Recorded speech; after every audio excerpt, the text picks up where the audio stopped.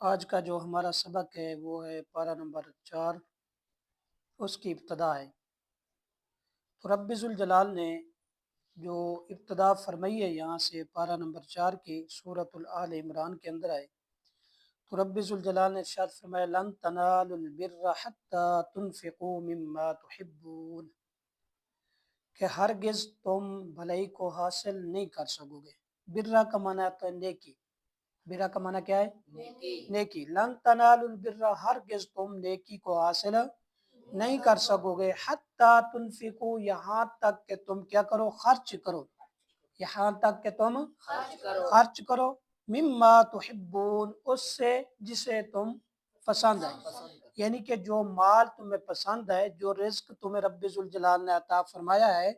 تم اس رزق سے رب ذوالجلال کی بارگاہ میں کیا کرو؟ خرچ کرو۔ تو اس آیت مبارکہ کے اندر صرف رزق کی طرف اشارہ نہیں ہے، صرف مال کی طرف اشارہ نہیں ہے، بلکہ عبادات کی طرف بھی اشارہ ہے کہ انسان اپنے جسم کو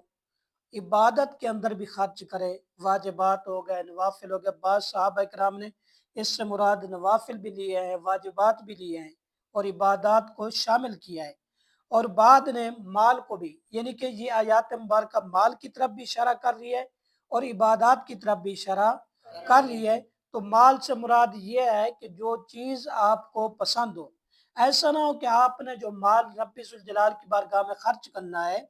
رب ذوالجلال کی بارگاہ میں عطا کرنا ہے، صدقہ نکالنا ہے یا زکوٰۃ نکالنی ہے، ایسا نہ ہو کہ آپ کو جو چیز ناپسندیدہ ہو، آپ کو مثال کے طور پہ آپ نے گندم دینی ہے، عشر دینا ہے،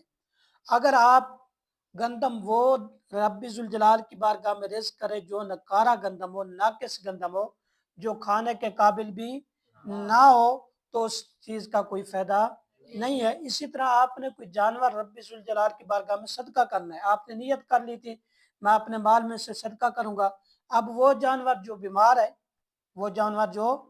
بیمار ہے، یا وہ جانور جو لنگڑا ہو چکا کسی بیماری کی وجہ سے چل بھی نہیں سکتا، اگر آپ وہ مال خرچ کریں گے تو آپ کو نیکی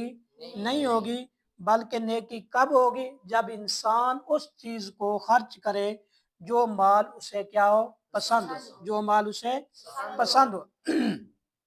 تو اس لیے رب ذوالجلال نے ارشاد فرمایا، تو نبی کریم صلی اللہ علیہ وسلم کی حدیث مبارکہ حضرت ابو طلحہ رضی اللہ تعالی عنہ جب یہ آیت مبارکہ سنی تو نبی کریم صلی اللہ علیہ وسلم کی بارگاہ میں حاضر ہوئے اور نبی کریم صلی اللہ علیہ وسلم کی بارگاہ میں عرض کی، یا رسول اللہ، یا حبیب اللہ، میں ایک